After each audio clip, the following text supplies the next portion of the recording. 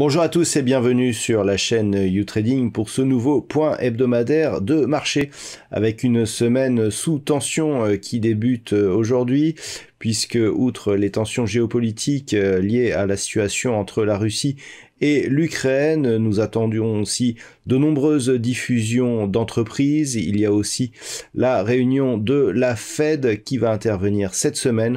On voit ça tout de suite sur la chaîne YouTrading.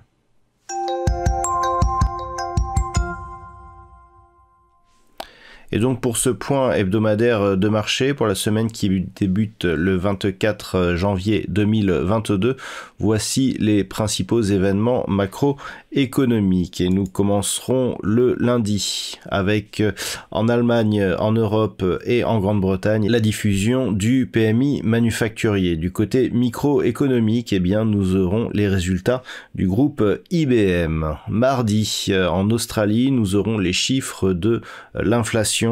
Alors que du côté de l'Allemagne, eh bien, nous aurons l'IFO qui définit le climat des affaires. Du côté des États-Unis, nous aurons le chiffre de la confiance des consommateurs défini par le Conference Board.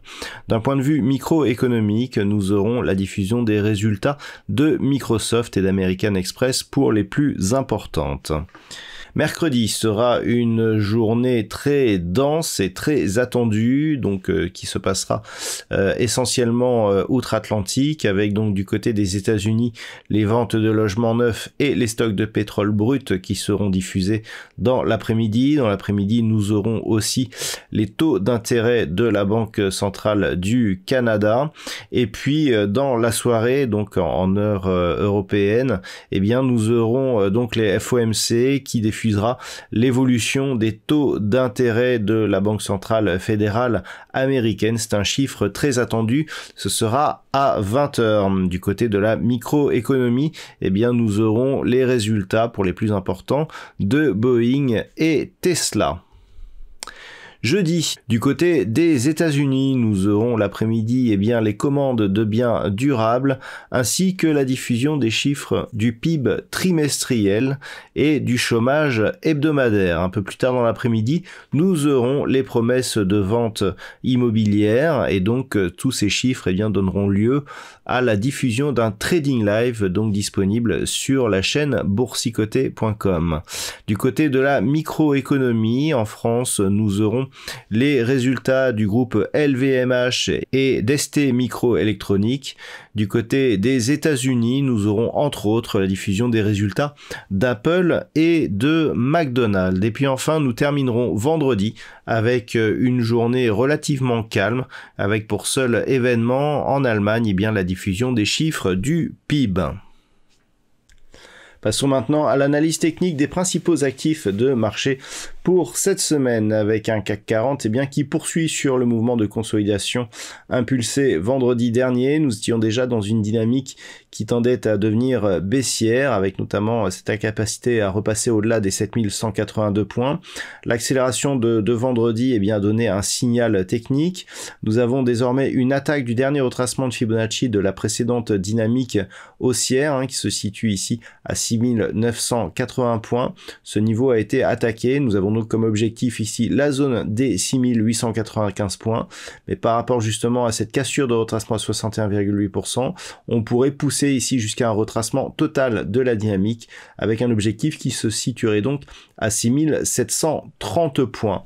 Pour invalider cette anticipation plutôt baissière, il faudrait repasser durablement au-dessus de la zone des 7215 points. Sur le DAX, la configuration s'est neutralisée. On est dans une zone d'évolution quasi horizontale depuis désormais quelques semaines sur l'indice allemand. L'incapacité à franchir la zone des 16 270 points a montré que le DAX est encore en sous-performance par rapport à d'autres indices. Actuellement, donc, eh bien, la rupture de la zone des 15 805 points liée à l'accélération que l'ensemble des marchés ont connue vendredi nous amène à toucher l'objectif qui était celui des 15 290 points.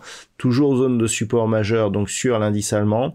Attention, donc une rupture de ce support nous donnerait comme objectif un retour possible sur la zone ici des 14 800 points. Nous avons ici une zone intermédiaire proche des 15 050 points. Attention, cette zone correspond ici à des niveaux où la volatilité a été globalement forte lors des derniers tests. Du côté des indices américains, le S&P 500 a connu lui aussi une forte baisse la semaine dernière, avec donc un retour ici sur la zone de support des 4373 points. D'un point de vue moyen terme, attention, on pourrait bien connaître ici un signal de retournement de la tendance moyen terme, puisqu'en cas de rupture ici de ce point bas intermédiaire à 4270 points, confirmé par une rupture des 4233 points, eh bien la tendance moyen terme ici deviendrait haussière sur l'indice élargi des valeurs américaines. Pour repasser dans un mouvement haussier, il faudrait revenir au-delà de cette zone ici de points hauts qui se situe sur des niveaux proches des 4745 points. On en est plutôt loin, donc c'est pour l'instant la dynamique baissière qui domine le marché de cet indice. Sur le Nasdaq, la configuration, elle aussi, est sur le point de donner des signaux de retournement, puisqu'en revenant tester ici cette zone de point bas significatif à 14 410 points, eh bien le Nasdaq est en train de tester un précédent point bas significatif de tendance moyen terme. Donc attention, un retournement ici, une cassure de cette zone horizontale suivie d'une cassure de la zone majeure des 14 060 points enverrait un signal de retournement de tendance moyen terme au marché, avec donc une dynamique qui deviendrait baissière sur cet horizon de temps. Là aussi, pour repasser dans un flux neutralisé, voire haussier, il faudrait revenir au-delà des 15 715 points. On en est très loin actuellement.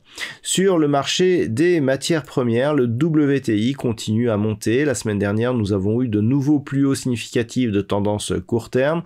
On a cassé donc la zone de point haut ici qui avait été inscrite à la fin de l'année dernière, avec donc une confirmation que les cours évoluent durablement au-dessus de cette zone des 75 $ le baril. Donc en repassant au-delà des 85, eh bien le WTI s'inscrit dans une dynamique qui va lui permettre d'évoluer dans une ancienne zone de range entre 85 et 95 $ le baril. Ce pourrait être d'ailleurs un point de stabilisation pour cet actif. Donc cette semaine à surveiller ici la zone des 85 $ le baril en tant que support ou résistance selon les évolutions. Sur l'or, nous sommes toujours dans une dynamique globalement neutre avec un métal jaune qui ne bouge plus de cette zone de range ici. Alors on se rappelle de la séquence, on avait eu ici un point haut historique sur le métal jaune au-delà des 2000 $ l'once donc durant l'été 2020. Ensuite on avait eu une phase de consolidation qui est venue tester ici la zone des 1675 $ l'once et depuis c'est la neutralisation, avec globalement une zone de support à 1760 $ l'once, qui donne un point bas sur une zone de range. Il y a quelques attaques, mais globalement on reste au-dessus de ce niveau. Donc entre cette zone des 1760 et cette zone des 1960 $ l'once, on peut considérer que la tendance moyen terme sur l'or reste globalement neutre.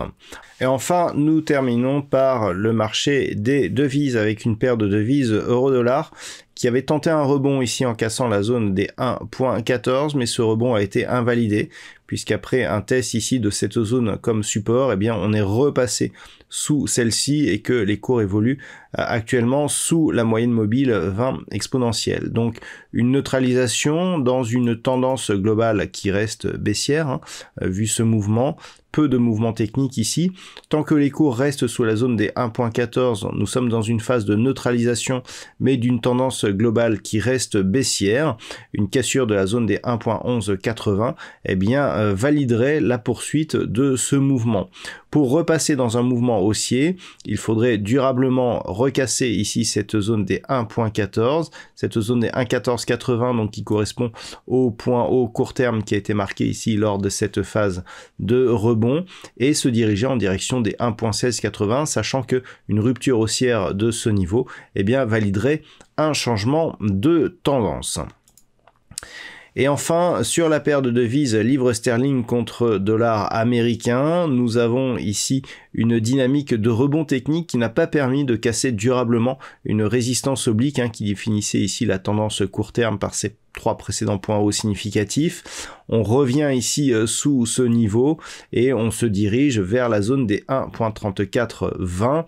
La zone des 1.3675 qui avait été franchie a été recassée à la baisse et donc globalement, on reste dans une tendance baissière puisque le point haut significatif qui a été marqué sur cette phase n'a pas permis une rupture ici de ce précédent point haut significatif.